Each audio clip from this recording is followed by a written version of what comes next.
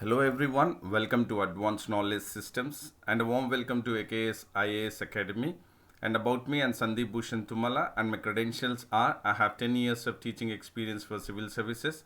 I take up international relations and internal security and the analysis of the Hindu newspaper. That is emphasizing on the daily newspaper analysis, that is DNA of the Hindu, and I would be taking up today's DNA, that is of 19th of March 2021.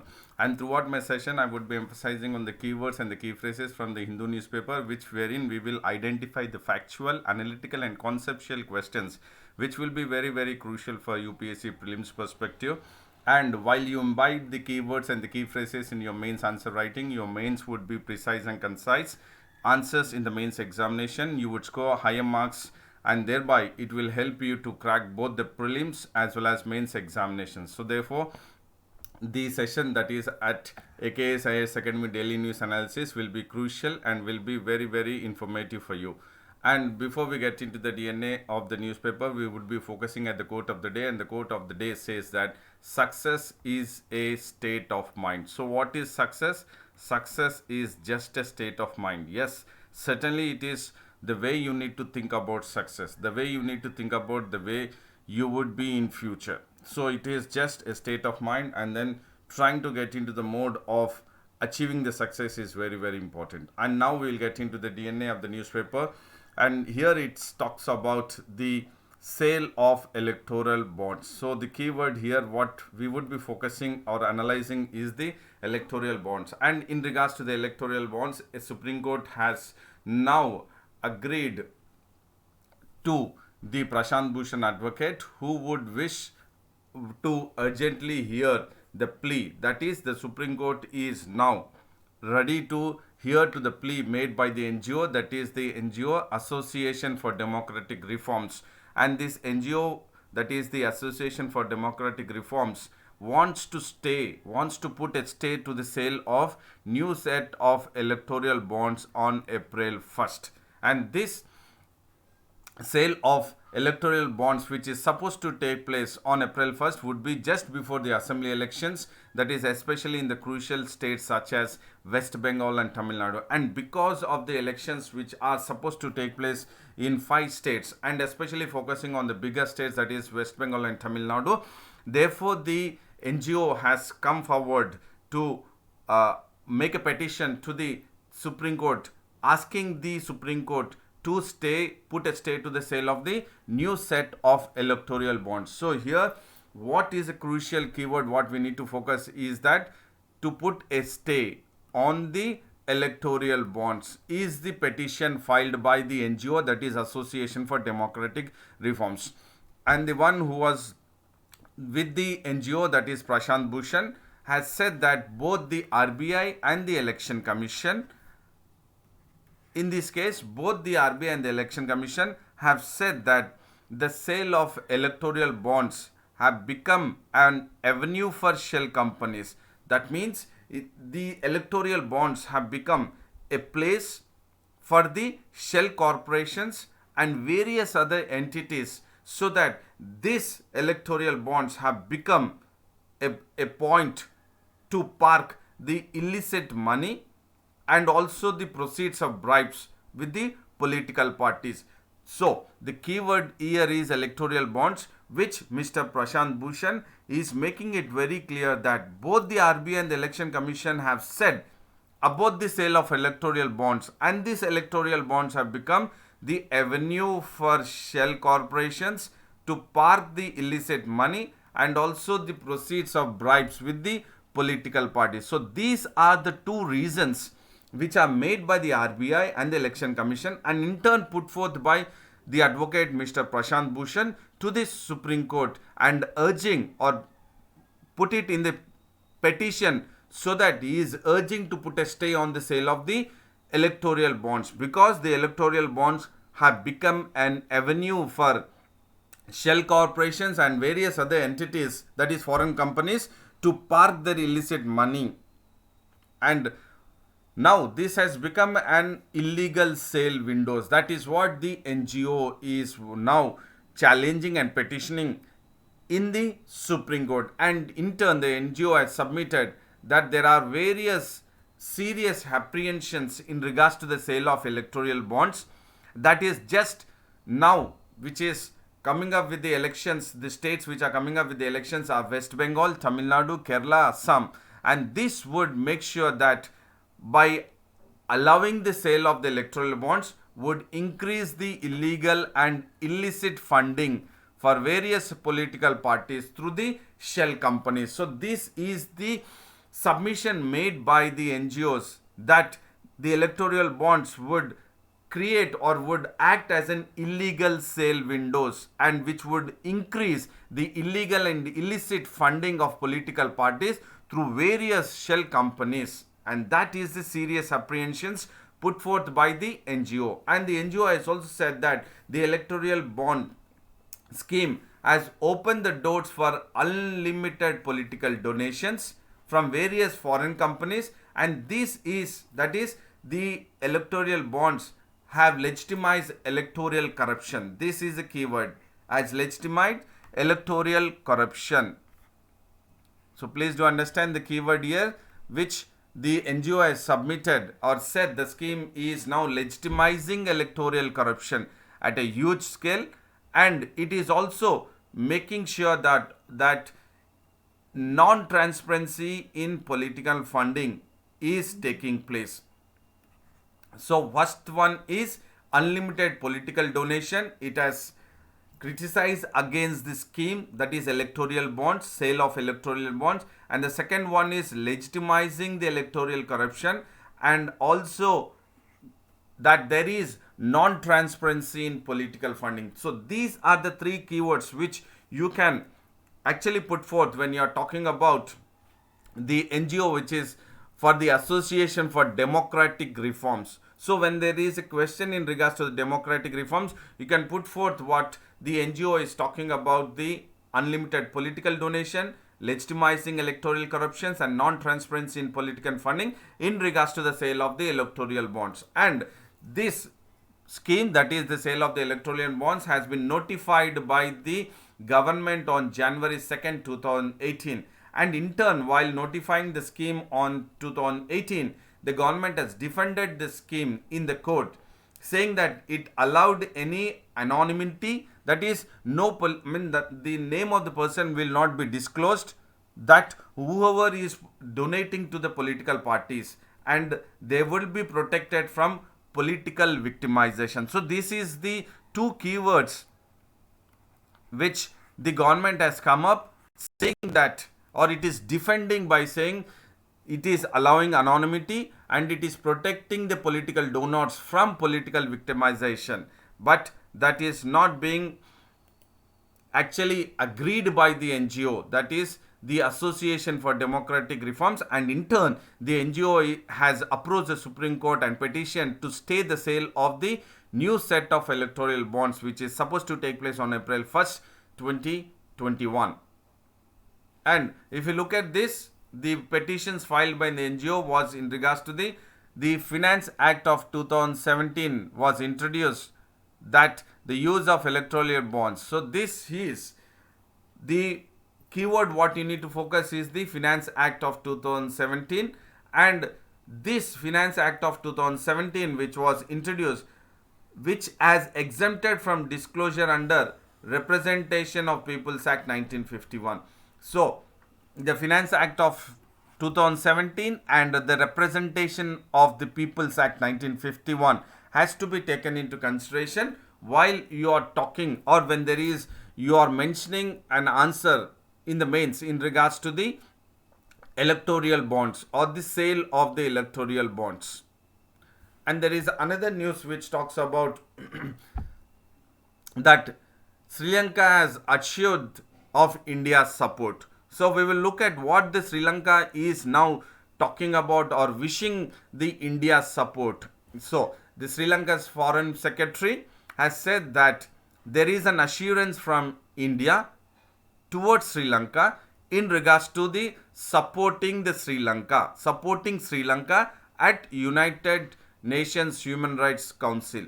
And this, there is a vote on a new resolution on the Sri Lankan's rights record. So there is a resolution which will be passed in the United Nations Human Rights Council, and just before the days the voting takes place or the resolution takes place for the Sri Lanka's rights record, Sri Lankan Foreign Secretary has said that India is assured to support Sri Lanka in the vote in the United Nations Human Rights Council.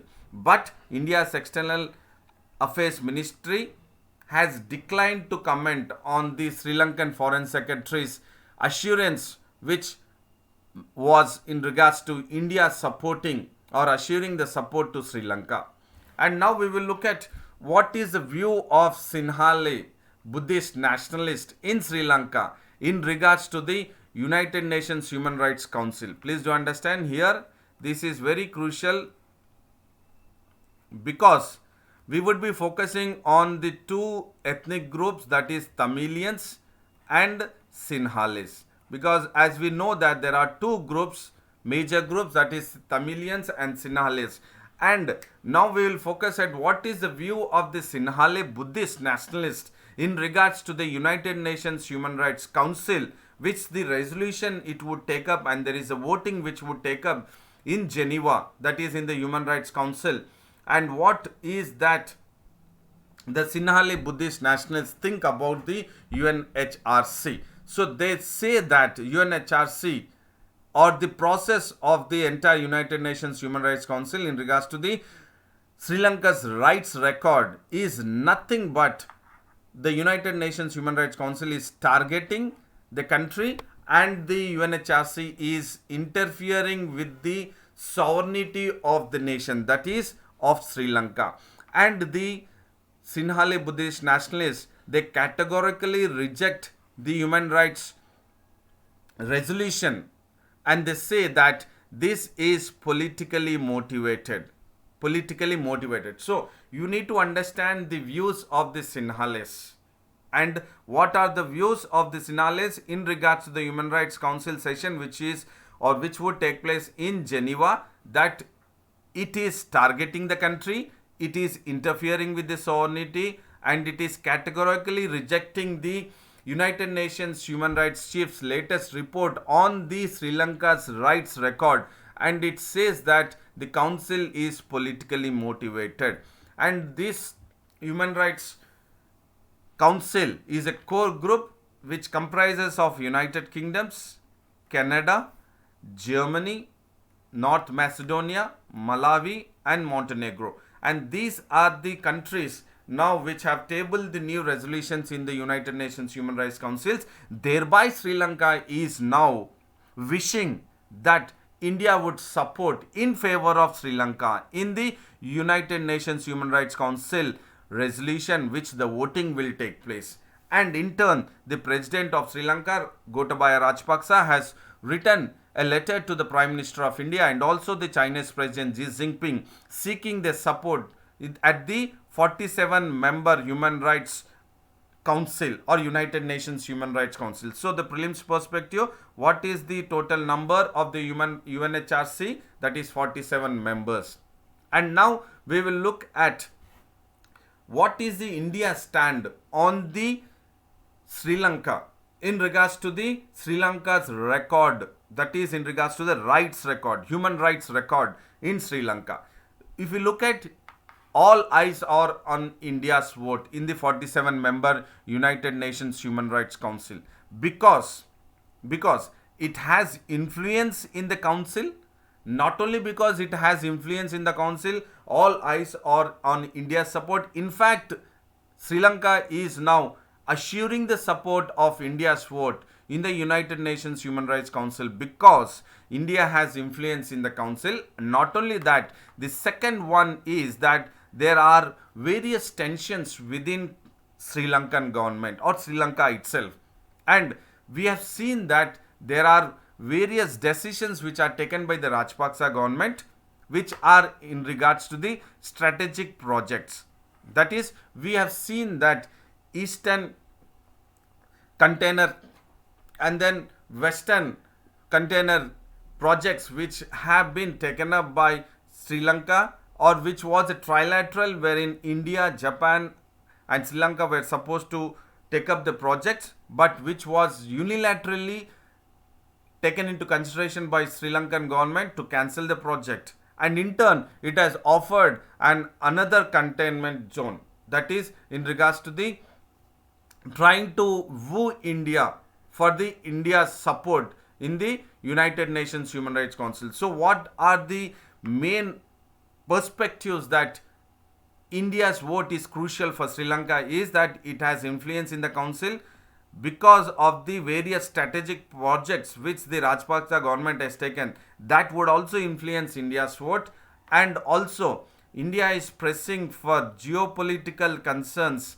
in Sri Lanka. And in regards to the geopolitical concerns, India is now wanting to support the Tamil aspirations, and that is what will decide New Delhi's approach towards human rights or United Nations Human Rights Council's resolutions voting, which takes place on March 22nd. So this is very important. That is, the geopolitical concerns are the one which will be the major point of contact, that how India would take up the support for Tamil aspirations, linking it with the India's vote in the United Nations Human Rights Council to vote for or against or abstain in the resolution.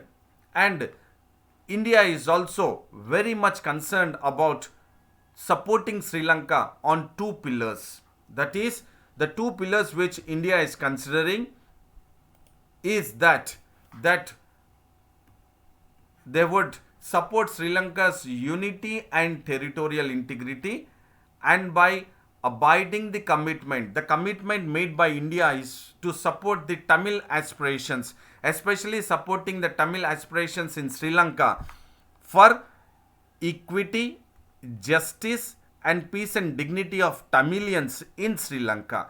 And along with that, that is unity and territorial integrity, abiding commitment, and also the full implementation of the 13th Amendment in Sri Lanka. These are the three concerns which India is very much focused, that the support for Sri Lanka in the United Nations Human Rights Council would depend on two pillars and the full implementation of 13th Amendment in Sri Lanka, which would have an autonomous to the Tamilians. And if you look at the previous resolutions which have been taken up in the United Nations Human Rights Council against Sri Lanka in regards to the Sri Lanka's human rights, there have been taken up 7 resolutions on Sri Lanka adopted by the UNHRC since the end of the war, that is the LTT war in the year 2009.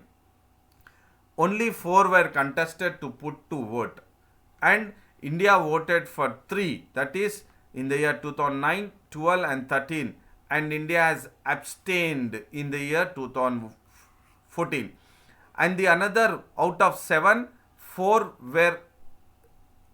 were voted and once India has abstained, and the 3 resolutions which were adopted in 2015 were in the mode of a consensual and co-sponsored by Sri Lanka itself. Thereby, the need for a voting was eliminated. That is now after 2015, now 2021, Sri Lanka is now wishing India's support for the United Nations Human Rights Resolution Council voting. And this perspective you need to take it into consideration while you are looking at the UNHRC resolutions, and this is in regards to the India-Sri Lanka bilateral relations. Why we need to focus this as a bilateral relations? Because we are now concerned about the strategic project, geopolitical concerns, resting on 2 pillars: India's consistent position, 13th Amendment Act, and the end of the war, that is the LTT war in 2009. And now we will look at another news which talks about the Supreme Court put a stay on the teachers contesting the elections. So which government or which High Court has gone into barring the teachers from contesting the elections is that the Kerala High Court has taken a decision to bar these aided school teachers and non-teaching staff from contesting the assembly elections or engaging in any political activities. And this Kerala High Court decision was taken up in the Supreme Court, and the Supreme Court has put a stay on the Kerala High Court decision. And the bench which was leading the Supreme Court decision for staying the Kerala High Court decision is by the Chief Justice of India, Sharathe Bobde, and in turn he has issued notice to the Kerala government and he has put a stay to the High Court of Kerala verdict which has taken place in February 2021. So he has issued a notice to the Kerala government and he has put a stay to the High Court verdict. And the Kerala High Court has declared that Section 2 of 4 of the Legislative Assembly, Removal of Disqualification Act of 1951, which allowed the aided schools and teachers to become legislators, as unconstitutional. Please do understand here what the Kerala High Court has taken into consideration of barring the aided school teachers from contesting the elections is that it has first declared this Section 2 of the 4 subclause of the Legislative Assembly Removal and Disqualification Act of 1951 as unconstitutional. So when it was declared this Act of 1951 unconstitutional, then the petitioners in the High Court have challenged the 1951 laws, saying that the participation of politics would affect the quality of education. And that means the petitioners who have challenged in the High Court, wherein these aided school teachers to become legislators is unconstitutional, based on that the teachers, if they participate in politics, would affect the quality of education. But that was argued in the High Court, since based on the Kerala government servants conduct rules, and this Kerala government servant conduct rule prohibits government school teachers from taking part in political activities, and the rule extended to school teachers also. So the petitioners have definitely argued against the school teachers in contesting the legislative assembly elections and to become the legislators or to have a active participation in the political actions. So here this is a crucial information, because school teachers to become legislators is been barred, is been termed as unconstitutional, but which is as per the Section 2 of the subclause 4 of the Legislative Assembly Removal of Disqualification Act 1951 clearly states that which they can be allowed. And now we will look at the another news which talks about the Rajya Sabha has passed the bill for raising the FDI limit in insurance sector, and the Rajya Sabha has passed the Insurance Amendment Bill 2021. So this is the keyword which you need to focus for prelims perspective, that is Insurance Amendment Bill 2021. And by passing the Insurance Amendment Bill 2021, this bill now, the amended bill, will increase the maximum foreign investments in the insurance company, which earlier it was 49, now it is being increased maximum to 74%. And while it was increased from 49 to 74%, there is enough of criticism from various political parties against the Insurance Amendment Bill 2020, which increases the maximum foreign investments up to 74%. But Finance Minister Nirmala Sitharaman has replied to the debate by assuring that the policyholders' money will not leave Indian shores, and they will be compulsorily invested in India itself. So the assurance is being given by the Finance Minister Nirmala Sitharaman about the increase of the foreign investments in the insurance company from 49 to 74%. And she has also argued that the increase of the FDIs in the insurance company means a greater competition and a better negotiated premiums for the end users. So she is making it very clear that the policyholders' money will be assured and the FDI will provide a greater competition and also a better negotiated premiums. And she also spoke about the control and ownership, which now the insurance companies have increased from 49 to 74 percentage in regards to the FDI.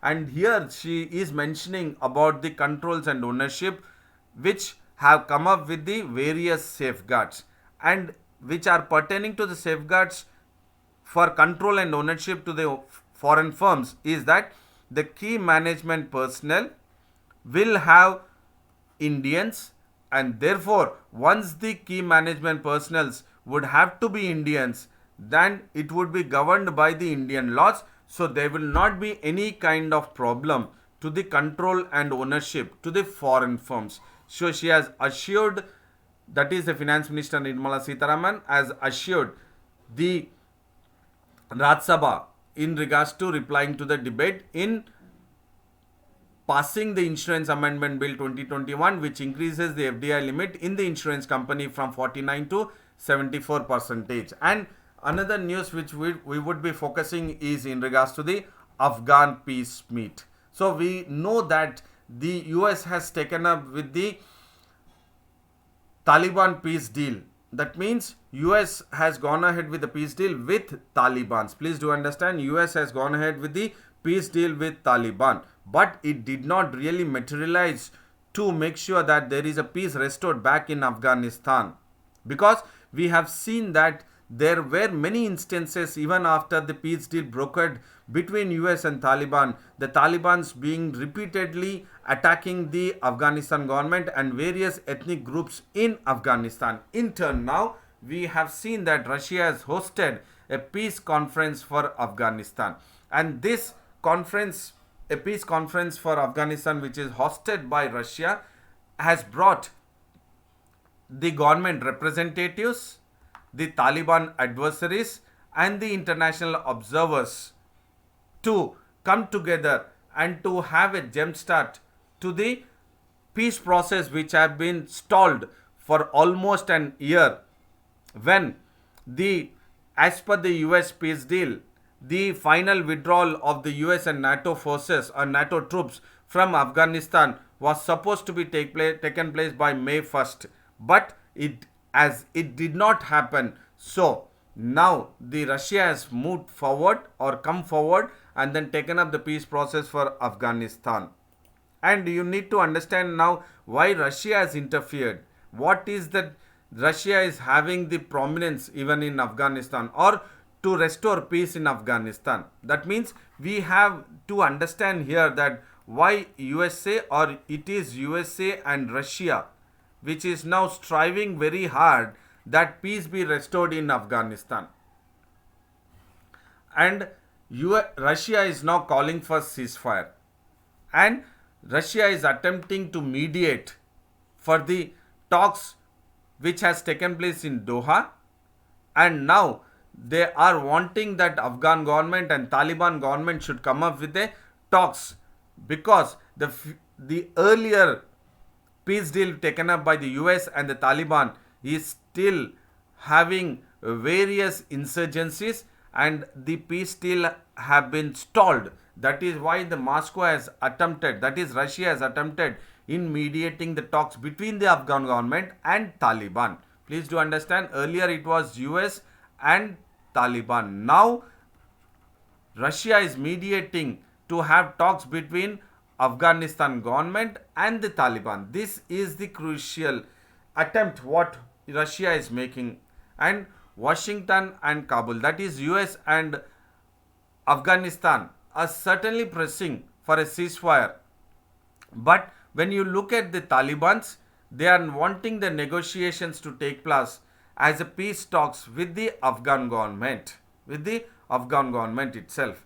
And the Moscow conference now is been attended by Zalmay Khalilzad, who is an US peace envoy to Afghanistan and attended by Abdullah, who is the head of the Afghanistan's National Reconciliation Council, and also attended by Mullah Abdul Ghani Baradar, who is the Taliban co-founder. And along with these three, various representatives from Pakistan, Iran and China has also been part of the Moscow's conference, wherein they are trying, that is Russia is trying to have a talks between Afghan government and Taliban.